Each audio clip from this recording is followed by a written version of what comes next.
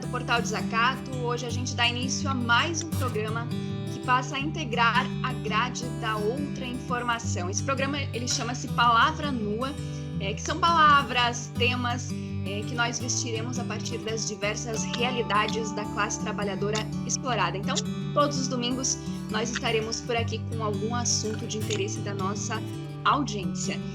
Bem, a primeira entrevista, com foco na política de Florianópolis, no processo eleitoral municipal, é com o vereador Lino Fernando Bragança Pérez, que possui aí atuação em diversos contextos. Ele é arquiteto, doutor em urbanismo por uma Universidade do México, professor voluntário do Departamento de Arquitetura e Urbanismo da UFSC, coordena o GEMURB, o Grupo de Estudos de Mobilidade Urbana Sustentável, assessora diversas comunidades, especialmente as comunidades da periferia, bairros de baixa renda, que vivem em mangues, encostas, dunas, também em palafitas.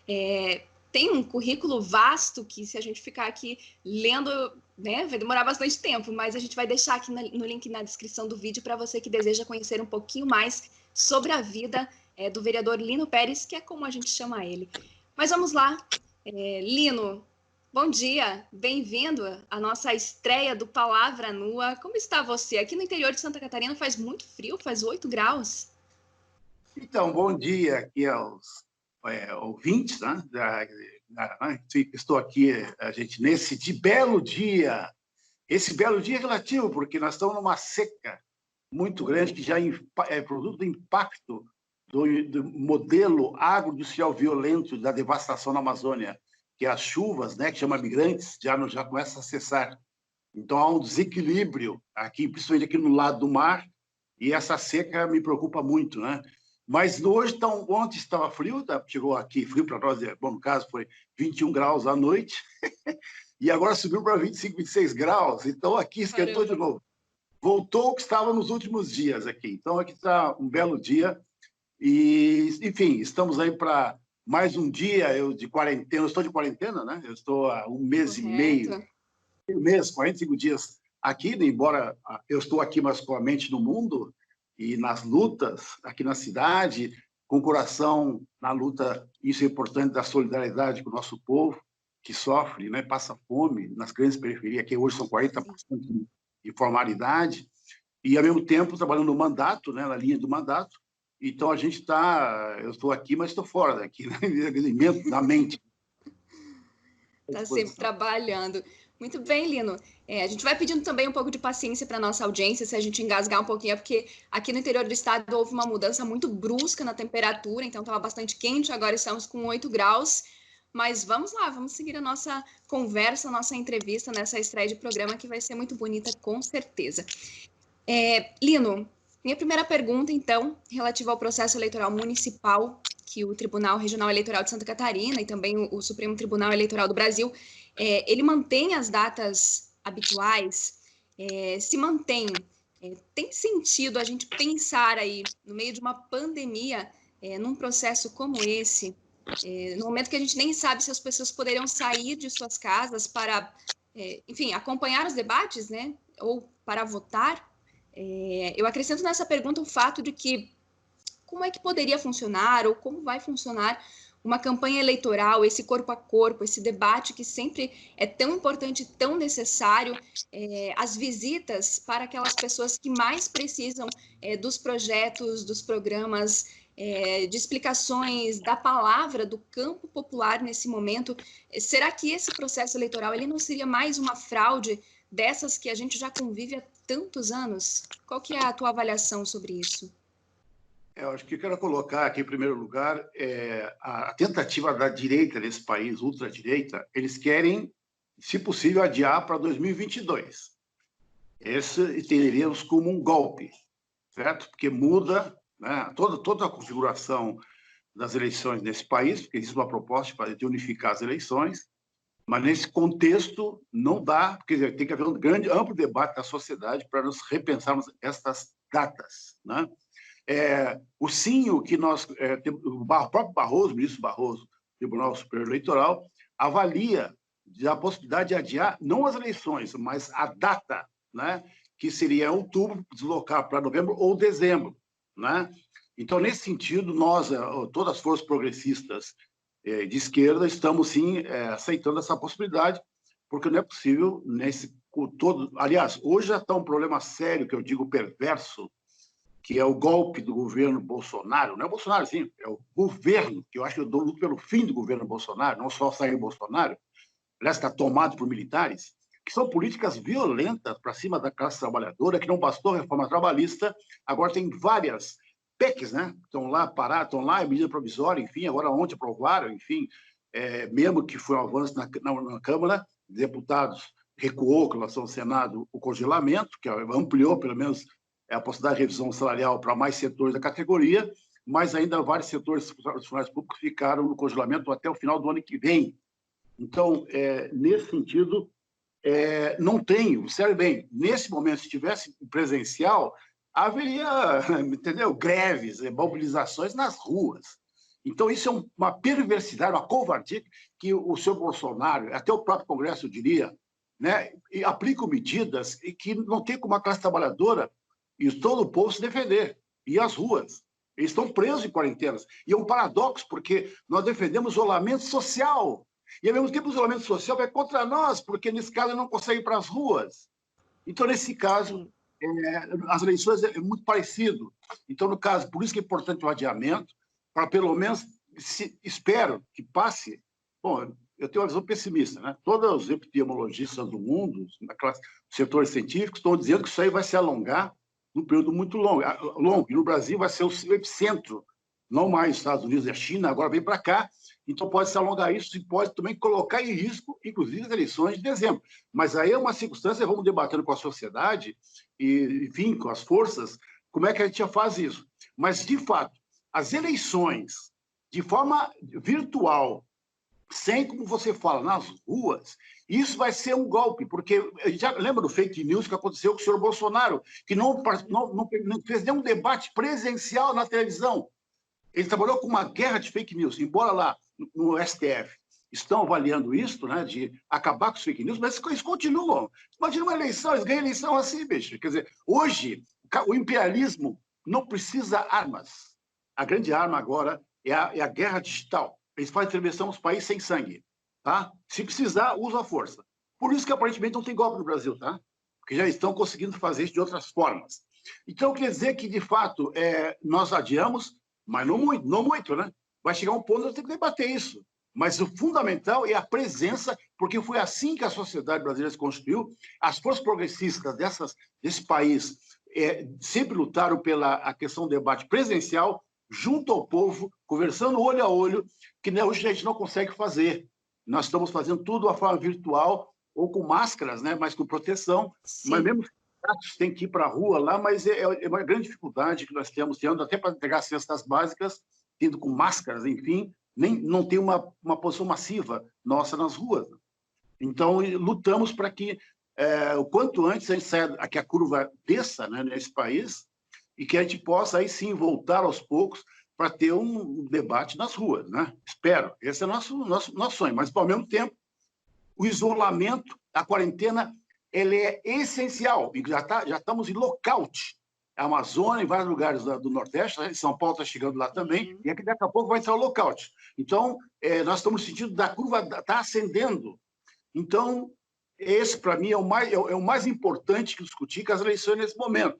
Né? Embora a nossa grande preocupação que isso pode ser um pretexto para a ultradireita querer transferir as eleições para 2022. A gente vive aí sobre constantes golpes, né, Lino? Acho que quando se trata do meio digital para fazer qualquer debate, a gente compete com vários. Então, também as pessoas que muitas vezes estão aí nas comunidades de baixa renda, nas periferias, na roça, que o pessoal também não tem muito acesso à internet. Como é que vai também chegar essa informação até lá se você não pode fazer o trabalho de base? Essa é uma grande questão, né, Lino? Porque mesmo presencial, gente, já não é possível, não se consegue ter a capilaridade suficiente para a gente chegar no povo. Quando o povo chega nas urnas, a gente chega bem desinformado. Então, já é um problema, porque não há um debate nesse país. Aliás, esse país não existe, a rigor, uma cidadania plena política. Tá? O povo não tem uma educação, e nunca teve, não quer que tenha. Né? Houve-se um avanço importante, gradual, mas não está proporcional ao que deveria merecer a população brasileira.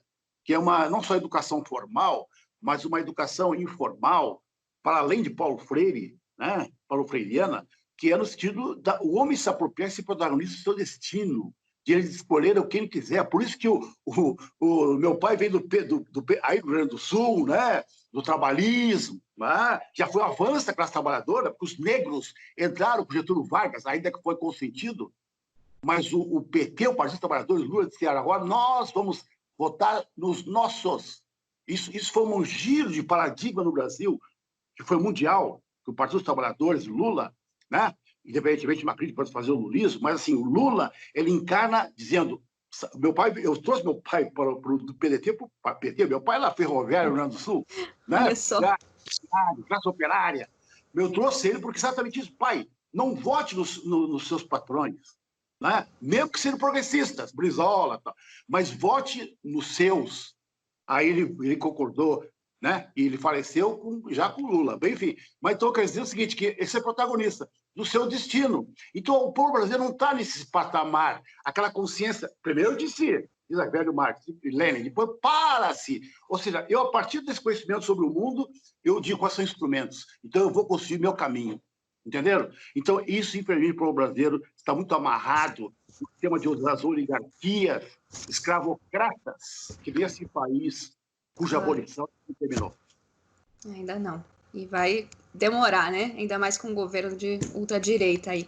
Lino, gostaria que você trouxesse para a nossa audiência uma ideia de qual que é o cenário de Florianópolis hoje, algo mais específico também relativo a essa situação sanitária, mobilidade social. A gente sabe que existe uma ausência também de uma política de habitação para a sociedade excluída, né, desempregada e que vem sendo empobrecida cada vez mais, né, essa ausência de investimento sanitário maior que se faz tão necessário e urgente nesse momento também de pandemia. E ainda nós sabemos que há muitos anos a Prefeitura de Florianópolis tem direcionado aí os seus investimentos ao setor imobiliário, também ao setor turístico. Tivemos há pouco tempo aí a aprovação do projeto do asfaltaço, né, milhões investidos em asfalto, e ao mesmo tempo as camadas populares elas não param de crescer. Então, qual que é essa conjuntura que faz com que hoje exista uma pessoa que queira disputar esse cenário, que queira disputar a prefeitura para também mudar um pouco dessa realidade? Como é que tu vê isso? É um desafio grande, né? Cara, essa é uma pergunta. É minha vida acadêmica de militância, tá? Em 5 minutos aqui é muito difícil. Eu quero homenagear o programa. É a palavra nua. Eu diria que meus anos levaram a desnudar a realidade, tá? Do capitalismo mundial, que hoje se manifesta sua crudeza e ele está nu, certo? No mundo. Mas como é que absurdo isso está acontecendo no Trump? O Trump encarna, assim como o Bolsonaro, ele encarna sem meias palavras, assim como o Fachin está nas ruas, mas assim o capital faz. Quando ele está em crise, ele expulsa massas, e se matar, mata. Na época das pandemias da Idade Média, enfim, aquilo era por falta, claro, de condições da ciência, que não avançava, mas também existia uma intenção programada de eliminar massas. Quando não dá, elimina, entendeu? Simples. Então, no caso, o capitalismo mundial está nu, ou seja, mostra, por um lado, paradoxalmente, de uma forma pedagógica, como é o capital que a gente tenta explicar há décadas, e a população, mesmo o trabalhador, não entende. Agora você viu que você, aqui no sul, inclusive em Chapecó, nessa região toda, aqui em Santa Catarina, como é aqui em Blumenau, na zona da metal mecânica, que o trabalho é uma coisa sagrada e que o patrão é aquela visão da Idade Média. Eu vim, diz o patrão, em nome de Deus, para te dar emprego. Ou seja, uma família, você familiar de capital corporativo. Agora o trabalhador viu que aquele patrão que dá assistência, como a Hering, que tem um corpo gigantesco, hoje eu não sei mais isso aí. Eles acabaram com isso, não tem mais de clubes, os operários e tal. O capital é isto, entendendo a sua crueza. Então, exatamente, está fazendo o seguinte, aí mostra a ausência do Estado, mostra nossas feridas, Sim. Coloca duas desigualdades nesse país, no mundo. Basta ver, e aí o que pega? pega aqueles setores mais vulneráveis, são os negros nos Estados Unidos, não é? Aqui também, os pobres brancos e os negros, que são 56% da população, mas hoje é uma grande parte que está morrendo, são a parte negra. Ora, está desproporcional. Então, nesse sentido, a crueza, o capital mundial. E segundo, a nu, você fala da palavra, você tem a cidade, o seu território nu. Ou seja, exatamente o quê? Aqui em Florianópolis, que é uma das cidades mais segregadas do país, você tem alto investimento, para quem não sabe, né? Aqui nós somos numa ilha. Uma parte, que é 30% da população, está na parte continental. E a parte, vamos dizer, 65%, 60% está na parte da ilha. Mas grande parte do investimento está tudo dentro da ilha. Inclusive, grandes hospitais que o Estado, aí de Chapecó, vem aqui, no Hospital Celso Ramos, aqui, atravessar. Exatamente. Entendeu? Está todo investimento concentrado num só lugar, em poucos pontos. Entendeu? Então, isso é a cidade segregada. Eu estou há décadas dizendo isso. As pessoas... agora tu viu. Na hora que aparece isso, que o coronavírus, ele mostra exatamente a cara da cidade. Você mostra onde é que estão os pontos que nunca se investiu, onde o sistema SUS chegou de uma forma precária, certo? E onde é que estão os verdadeiros gargalos. Então, para mim, isso aqui é uma espécie de diagnóstico perfeito, aquilo que eu estou falando há décadas. E agora, como é que faz? Como é que você gira dessa falta de investimento nas periferias, né? Na saúde, na educação? Essa educação é a meia-boca, desculpa a palavra aqui, mas né? Essa meia, tudo é meia-boca, né? Agora que nos pegou de surpresa, calça curta, como se chama, que é o sistema. Então, e aí o paradoxo que o SUS, que foi um grande investimento que nós fizemos, pelo menos, que está sendo sucateado, o Mandetta, aquele ministro lá que sabe, aquele ministro que saiu, ele acabou com o mérito. Ele era contra o sistema do SUS, ele se agarrou no SUS, como aquele ministro inglês lá, que era contra, neoliberal, foi salvo pelo sistema público de saúde. Então é agora, por isso que agora, por outro lado, é um grande momento de mostrar a importância do trabalho solidário, não só das cestas básicas, porque os trabalhadores do século XIX, os trade unions, que surgiram os sindicatos, e a Previdência Social é o sistema solidário, você distribui o que você tem para todos serem protegidos. Isso é uma parte que a gente chama de Estado. Um ponto mais avançado é só democrata, mais avançado é o socialismo. Então, isso agora, as pessoas vendo o que é o capital e como a sua ausência leva a mortes. Então, é isso que eu estou dizendo aqui. E aqui em Florianópolis, aqui é o caso, nós estamos hoje com 434 casos, né? Subnotificado. E estamos com 9 mortes. Tá? E a curva está subindo. E agora que está acontecendo, e eu venho advertindo já desde o início da pandemia, aqui, gente, nós temos que investir nas periferias. Já vem dizendo, senhor prefeito, aqui o prefeito, de fato, eu queria reconhecer, ele se antecipou, certo? Acabou de trazer agora aqui 35 mil testes. Quero ver como é que vai distribuir isso, esse é outro problema. Mas eu já dizia naquele momento, não basta ter propagandas uniformes, iguais, como todos os florianopolitanos fossem iguais. É assim que faz a Globo, tudo igualzinho. Vai para casa, lava a mãozinha, como se todos tivessem a mesma educação, mesmo água, como tivesse água em abundância, mas não tem nas periferias, falta água, nós temos estiagem agora falta d'água.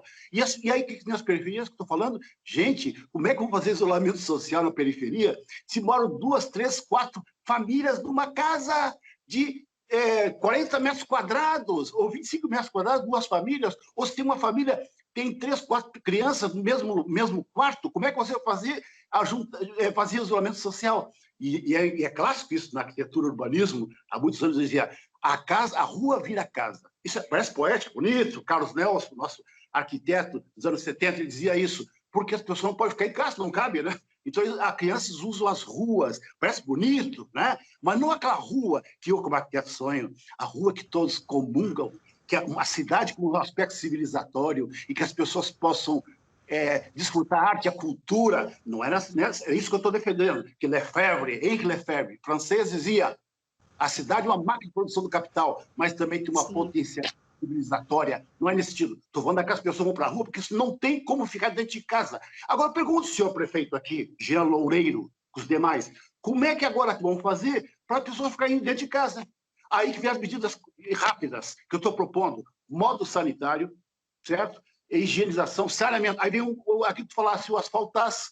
Com todo o problema da periferia, com o problema de asfalto e saneamento, se construiu em 3 anos, aqui em Florianópolis, 2 casas.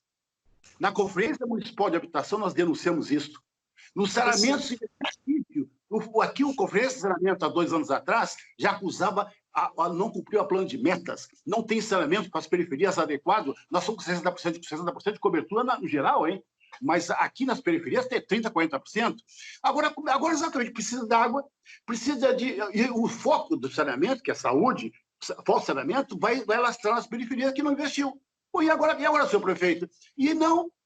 Aí comprei um asfaltaço, um empréstimo de 100 milhões para construir obras, para continuar a asfaltar em lugares que já estão asfaltados, como é a Via Expressa Sul, direção ao aeroporto, são dos 100 milhões, 20 milhões para asfaltar o que já está asfaltado. Ele chama de revitalização das vias. E uma parte vai o quê? Vias que, segundo na Câmara Municipal, não diz quais são as vias.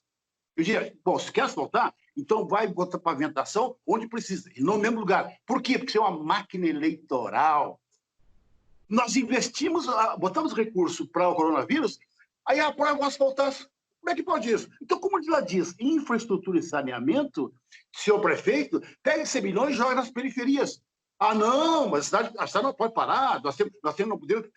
Sabe bem, então continua mesmo em coronavírus, aí a nu, o prefeito fica nu. Não o prefeito Jean Loureiro, aquele que eu concordo, fez um esforço, faz um esforço para aplacar a pandemia, mas existe o outro Jean Loureiro, aquele que continua funcionando, entendeu? Então, isso que eu quero dizer. Então, nesse sentido, eu estou fazendo uma proposta, o Partido dos Trabalhadores entregou 13 pontos no início da pandemia, até agora não nos atendeu, e nem fez audiência pública, e eu estou fazendo uma série de propostas, de projetos de lei ou indicativos de lei, para a periferia. É esse o esforço nesse momento, que faça o investimento das periferias, porque vai ser lá a explosão que chamam biológica. A guerra vai ser a explosão biológica, vai ser nas periferias, e em grandes aglomerações também.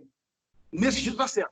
O prefeito continua mantendo, pelo menos, segundo o governador, não sei até que ponto, aí a outra questão, o que os empresários estão fazendo? Estão afrouxando aqui em Florianópolis, tá? Como as demais. Mantém shopping, não. Tudo bem. Mas o pequeno comércio, o comércio geral, já começou. Ah, usa máscara, tudo bem, usa máscara. Pô, mas não é isso. Não vai resolver mesmo usando máscaras.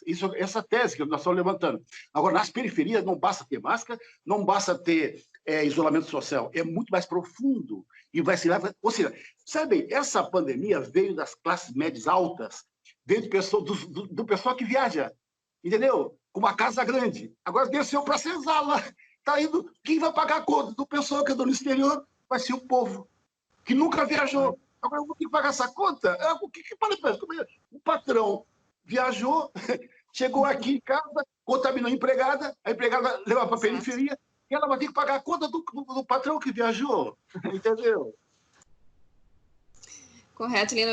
Olha, até a minha outra pergunta seria como estão agindo os interesses empresariais em Florianópolis, mas você já explicou, né, como eles estão agindo. Mas como aqui a gente trata também de um programa que se chama Palavra Nua, eu gostaria que você vestisse essas palavras me dizendo quem são essas pessoas, né? Quem representa esses interesses, né? E aí eu vou emendar essa pergunta. Eu gostaria que você me dissesse também quais são as pré-candidaturas do campo popular que vão disputar contra eles, né? Então, se a gente vai ter, inclusive, nessa pergunta também, o lançamento de uma frente ampla aí do campo popular para fazer essa disputa.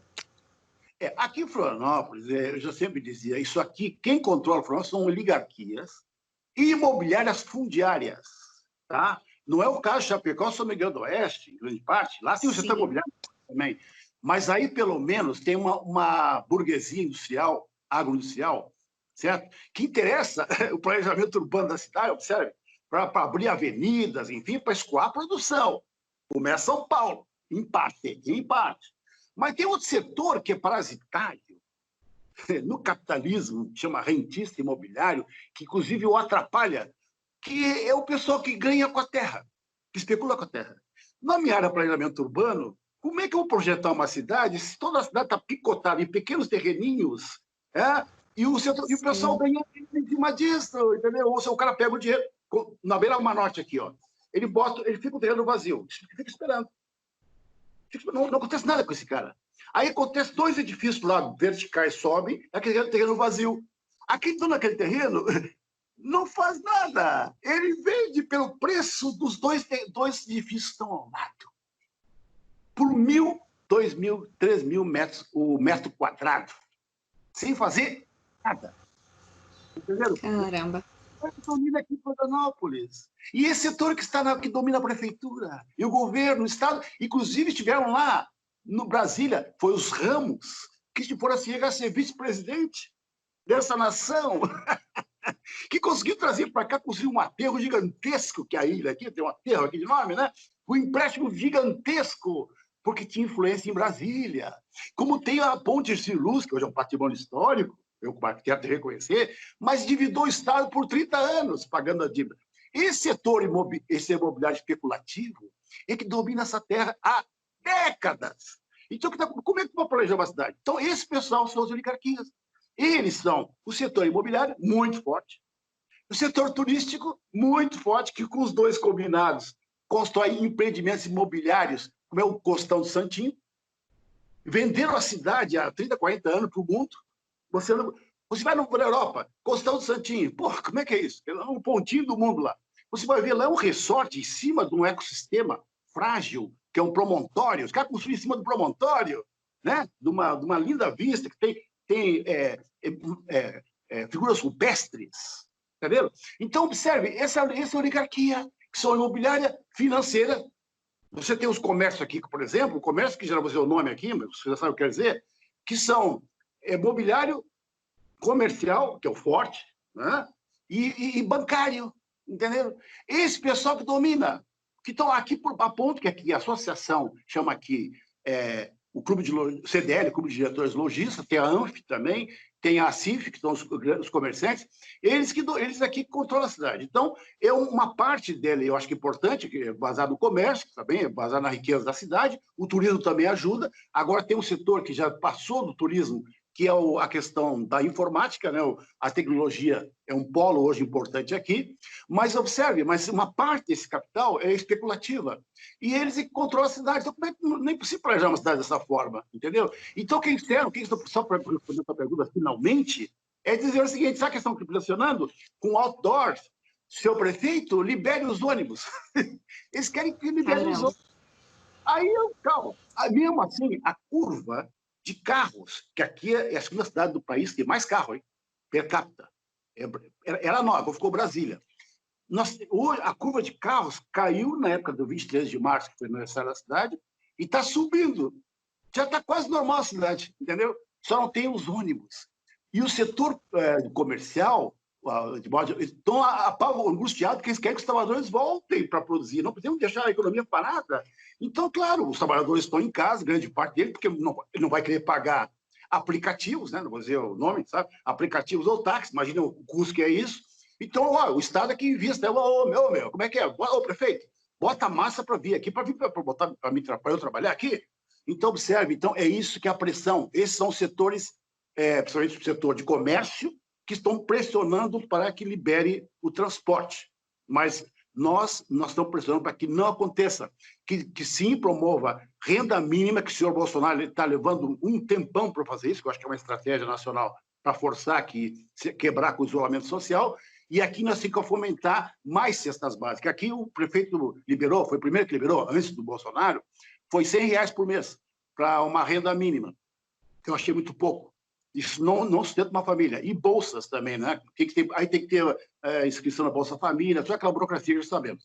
Mas isso aí é pouco para a população. Então, o Estado, aí volta o Estado de novo, aqui Estado nós falamos, o Estado tem que investir. Nessa fase, nós estamos pagando metade de juros da dívida externa. Nós estamos pagando 40 bilhões para os trabalhadores, mas são mais de 1 trilhão de créditos para o setor comercial e empresarial.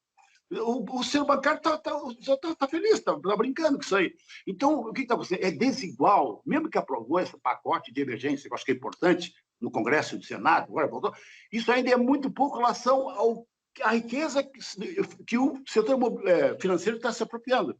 Então, de novo, tem que investir o Estado, aqui nesse caso, tem que apoiar, o prefeito tem que reforçar a sua ação para que continue o isolamento social aqui, que não libere os ônibus e volte a recrudescer, porque a circulação dos carros está quase normal. Isso é um elemento de propagação também. Ele diz, mas aqui do lado, os 3, 4 municípios do lado aqui já liberaram, pô, eu estou cercado. Não, aí eu defendo.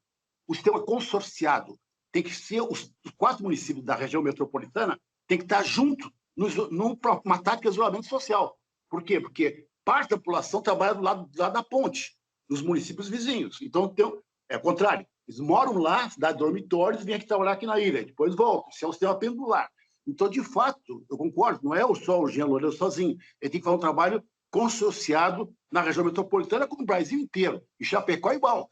A região metropolitana de Chapecó, por exemplo, uma das grandes regiões metropolitanas, nós temos Santa Catarina, Criciúma, tem que se fazer, os prefeitos todos têm que estar juntos, não dá só o de Chapecó da capital, da cidade, tem que ter todos os prefeitos da região metropolitana. Isso é uma ação consorciada. Aí entra o governador.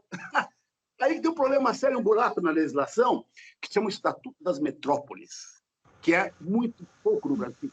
Ou seja, não adianta trabalhar só com município por município. A região tem que ser conurbada, então tem que ser conjunto. E a legislação é muito fraca. Entendeu? Isso é o governador. E aí o nosso governador é fraco, né? Eu sinto muito, mas sabe, né? A pressão que está sofrendo aqui no pescoço, setor empresarial em Santa Catarina, que está afrouxando tudo. Vai pagar a conta depois. Já falei, vai enterrar os mortos. Ele está causando isso. Inclusive, a gente falava outro dia. Sim. Santa Catarina, depois de Manaus, vai começar a abrir as valas quando, né? Dentro dessa perspectiva aí. Eu soube disso, não me lembro a fonte, que Santa Catarina vai se aproximar da curva de São Paulo.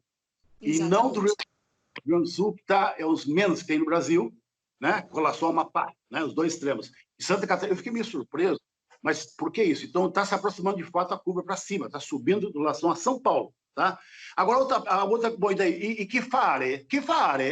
Né, italiano? Que vamos fazer? Bom, a proposta é inverter isso. A inversão de prioridade, que o Partido Trabalhador cita muito, mas isso, a esquerda em geral, o Partido Trabalhador dizia o modo petista de governar, de legislar, o modo... O que é? É a inversão de prioridades. Então, a cidade está no... Primeiro eu sempre brinco, né? Quando teve aqui o Fórum Mundial das Mulheres, que as mulheres saíram na rua, eu dizia a cidade virou de cabeça para baixo. O que quer dizer? A cidade patriarcal, né? Vertical, branca, no sul, né? As mulheres saíram às ruas, então as mulheres que passam a tomar as ruas. Eu diria agora que nós também temos que inverter a prioridade. A população que é a classe trabalhadora, que mantém a riqueza desse país, ela tem que ser a primeira a aparecer, entendeu? Que produz a riqueza. Não os empresários.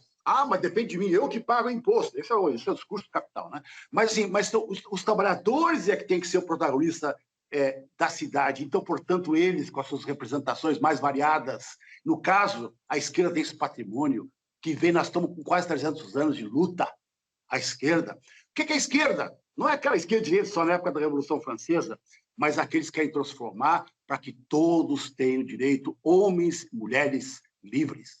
Entenderam? Então, nesse sentido, para isso, o que é? As esquerdas que têm que ter o seu papel. No caso nosso particular, nós estamos há 1 ano e meio montando a chamada Frente Esquerda, ou Floripa para frente, com 9, vamos chegar a 10 forças e partidos mais ou menos juntos, que é desde os partidos maiores, né, que é o Partido dos Trabalhadores, o PSOL, PTB, PCdoB, PCB, entrou agora o PSB, nosso Partido Socialista, não aquele que foi tomado por os Brauhaus, já foram embora, ainda bem, mas ele voltou às suas origens, o professor Gelson Albuquerque, não é? Que está aqui, professor da universidade. Depois nós temos o quê? Nós temos o PCO, nós temos a Unidade Comunista, né? Nós temos muitos pequenos partidos que estão nesse conjunto que nós estamos propondo, infelizmente, eram 3 grandes seminários, que eram 7 o ano passado, passou para 3, seria a primeira grande, que é a minha área, a questão urbana, né? Nas suas 4 vertentes, mobilidade urbana, habitação, saneamento, meio ambiente. Depois, o segundo seminário, que seria em abril, 21 de março, que foi suspenso para coronavírus, abril, que seria, então, os direitos humanos, em toda sua complexidade, que é educação, saúde, direitos humanos, segurança pública, etc. E o último seminário seria, então, o orçamento participativo, a gestão de uma cidade. Bom, como é que faço tudo isso? E o último quarto, que seria a grande plenária em junho. Infelizmente, nós tivemos que suspender tudo isso. Fizemos mais, sabe quanto? mais de 30 reuniões. A frente esquerda, aquela sonhada. Como é que ela surgiu? Quando o Haddad ganhou 35% dos votos aqui em Florianópolis e em Chapecó foi 33%, 34%. As maiores índices que o Haddad teve até hoje, aqui nessa eleição. Tudo vergonhosamente votaram no Bolsonaro, que agora uma parte se arrependendo. Então, essa parte de 5% aqui, esse caudal de forças progressistas é que formou a frente esquerda. Então, esse é o nosso projeto. Eu digo, sempre digo, hein? Eu sou pouco digo isso. Nosso mandato é isso. Um projeto com e para a cidade. Você não projeta... Eu sou iluminado, vou dizer o que você quer. Não. É conjuntamente construímos um programa para essa cidade. Então, esse é o nosso lema. Nós queremos inverter prioridades, inspirado em quem? Os governos populares dos anos 80 para cá, já começou nos anos 60, que lá, lembra, o nosso gaúcho lá, o Goulart, lá, o João Goulart. E antes dele, eu, como arquiteto, sei disso, porque os arquitetos, naquela época, foram as primeiras profissões que levantavam uma cidade para todos, sustentável, já nos anos 60. Então, o que está acontecendo? Todo esse processo que foi golpeado com os militares ressurgiu na Constituinte 88, os governos populares, como foi Porto Alegre, como foi aí Chapecó, o nosso Fritz, o nosso Pedro Kizai. Aqui foi o primeiro que fez isso, foi o Seu Carneiro, arquiteto. Foi o primeiro que começou aqui esse projeto mesmo em 74. Não é? Olívio Dutra, no Rio Grande do Sul, esse é um patrimônio. E aqui nós temos o governo popular, do seu Grando e Afrânio, lembram? Que marcou essa cidade e foi, infelizmente, interrompido por um golpe que aconteceu, acusando, porque deu aquela época enchente, e aqui o Grande atrasou os salários, e espero até hoje, esquecem tudo que foi feito pela cidade, que nós colocamos o ônibus dos morros. Nós vamos começar de lá e vamos ampliar esta pauta. Nós temos uma proposta para a cidade, sim. Essa cidade aqui é absurda, como destrói a Mata Atlântica. Aliás, Santa Catarina é um dos mais destrói a Mata Atlântica, proporcional. Nós temos que recuperar. E digo mais, o elemento central nosso é a questão ambiental. Nós estamos dentro de uma ilha, dentro de um ecossistema. E a questão ambiental, por quê? Por causa das dunas, nós temos as florestas, nós temos os morros, nós temos os manguezais, nós temos as águas, as baías, nós estamos banhados por baías, entendeu? Nós temos a Mata Atlântida, nós estamos dentro, nós estamos no contrário. Então, nós vamos uma cidade sustentável, mas que inclua todos, entendeu? Então, é isso que essa é a pauta. Ah, mas não pode trabalhar com gavetinho os programas. Não, é uma coisa integral. Saúde é tudo, saneamento, meio ambiente, educação ambiental, entendeu? Mental. Na época do Grêmio, nunca me esqueço, as pessoas olhando Ópera Guarani, sem pagar R$200, R$300. Todo o povo, assim, ó, olhando na Praça 15, a Ópera Guarani, para o povo ver. Esse é o sonho do Lefebvre, esse é o sonho de uma cidade para todos. Está entendendo? Porque dinheiro tem, em nome dos artistas que estão sendo, infelizmente hoje, por isso que a lei emergencial da cultura, que estão sendo espezinhados, os circos estão presos, tá? Não consegue circular os circos, porque é do coronavírus. Nós estamos fazendo um trabalho por internet, apoiando os circos. Enfim, a classe artística, os artistas, a arte, voltando de novo. A palavra, que você gosta da poesia, eu também gosto. Não está no meu currículo, viu? A poesia. Eu escrevo vários poemas, tem mais de 200. Então, olha aí.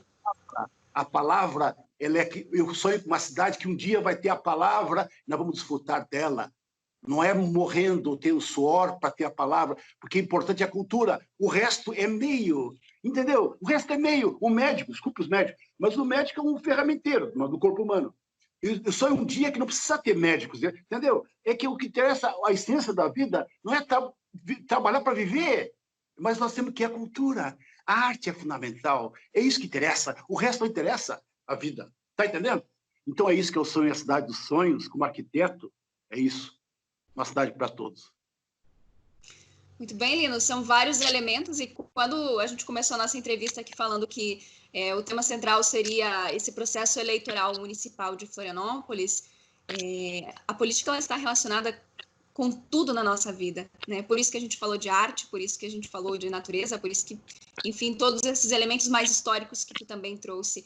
Eu gostaria que você deixasse aí uma palavra final, também já estamos chegando na finaleira da nossa conversa, da nossa entrevista, para a nossa audiência, que continue também acompanhando esse programa e vestindo essas palavras com tanto conteúdo que é tão necessário para a gente entender a nossa história, né? E a partir do entendimento da nossa história, organizar as ideias para fazer essas mudanças, essas transformações que se fazem muito urgentes, inclusive.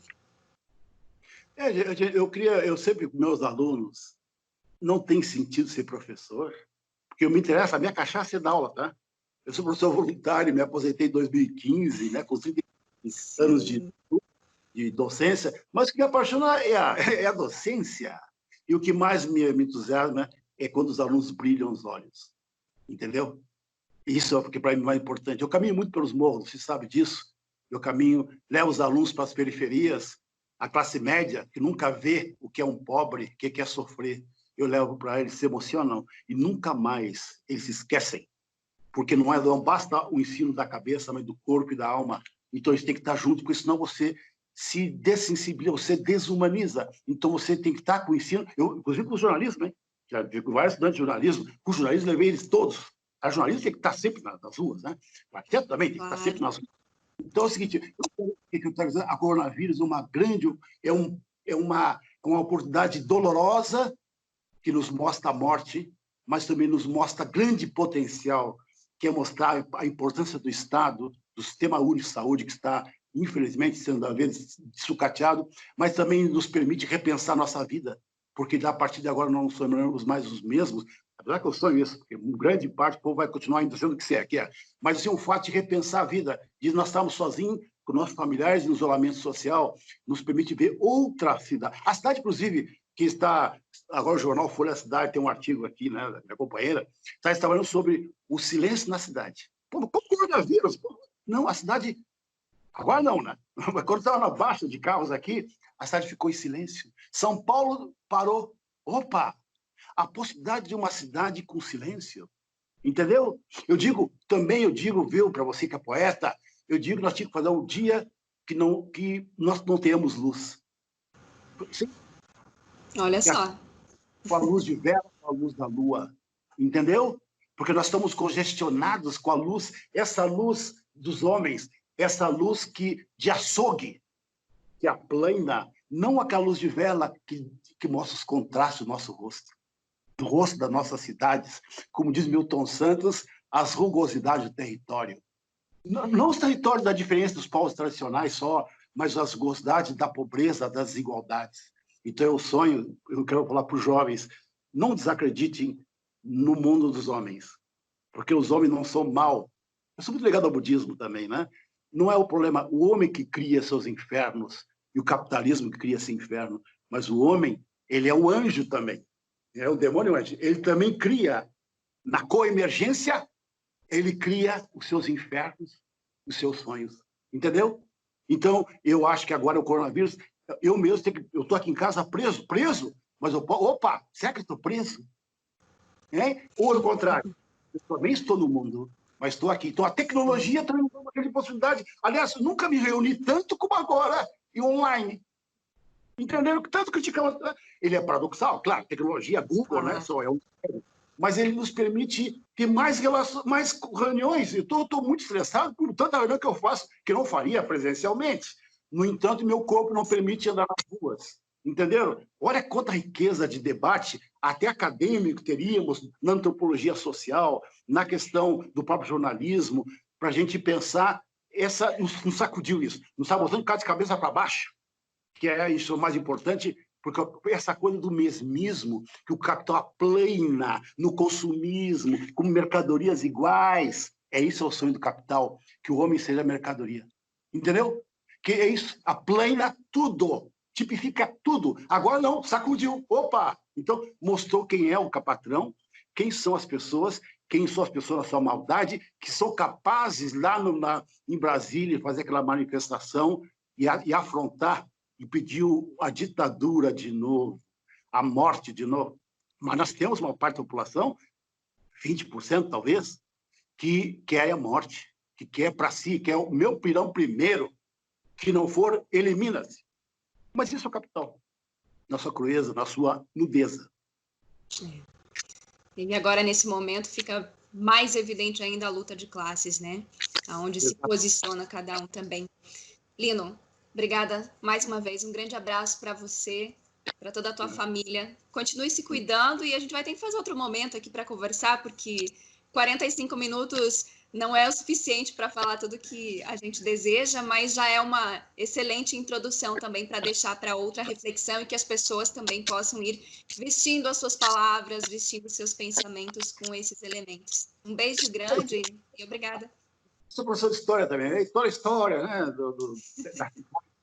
Nossa história é importante colocar desse país, desse escravocrata, nós podemos também falar, os negros. Vou ter uma live hoje sobre a desigualdade e os impactos da população negra. Então, entendeu? Isso nós também é importante colocar, essa reflexão. Tá bem, Nino. Fique bem, conversamos em breve. Até mais. E você, que fique nos acompanhando aí, a nossa audiência também, Palavra Nua, todos os domingos aqui no Portal Desacato e Redes.